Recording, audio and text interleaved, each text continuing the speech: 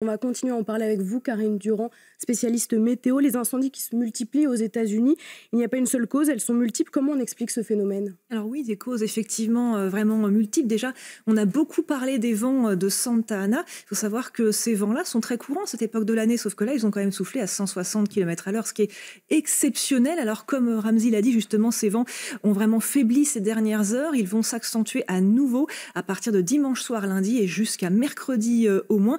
Ces vents, ils partent des zones désertiques comme l'Utah, le Nevada. Ils s'assèchent en arrivant sur la Californie et ils sont souvent très violents justement à l'hiver. Mais là, la situation est la pire depuis au moins 25 ans en ce qui concerne les vents. En plus, il y a un petit peu de sécheresse modérée sur la zone, sécheresse des sols, mais il n'a quasiment pas plu. Par exemple, à Los Angeles, on n'a pas eu de vraie pluie depuis le mois de mai, alors qu'en général, novembre-décembre est une période plus humide. Les températures ont été élevées également au cours de l'été et au cours de l'automne. Et puis, il y a un paramètre humain qui est très important aussi, qui est aussi multiple d'ailleurs. Déjà, il y a de nombreuses espèces invasives dans la zone.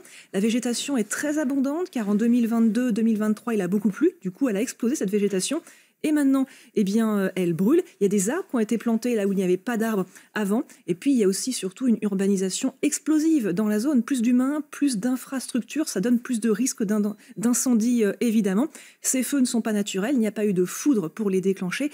Donc, c'est un déclenchement qui est lié à l'humain, qui est soit criminel, soit accidentel, effectivement. Alors Karine, les flammes ne sont pas le seul danger, il y a également un gigantesque nuage de fumée toxique qui s'est propagé. Oui, un nuage qui s'étend sur plus de 1000 km. Il est parti vers le Pacifique, heureusement, vers l'océan, mais sur la zone même autour de Los Angeles, ce sont des dizaines de millions de personnes qui sont concernées par ces fumées toxiques. Une alerte rouge avait été mise en place. Il faut savoir que ces fumées, eh bien, elles contiennent des hydrocarbures ou encore des métaux lourds. Ce sont des particules qui sont connues pour déclencher déjà des cancers, des crises cardiaques, mais aussi des AVC. Et en plus, eh bien, les bâtiments, les voitures, les commerces qui n'ont pas péri dans les flammes, qui sont toujours en place, absorbent ces fumées et ces fumées peuvent rester à l'intérieur pendant au moins 2 ans et être encore toxiques pendant plusieurs années.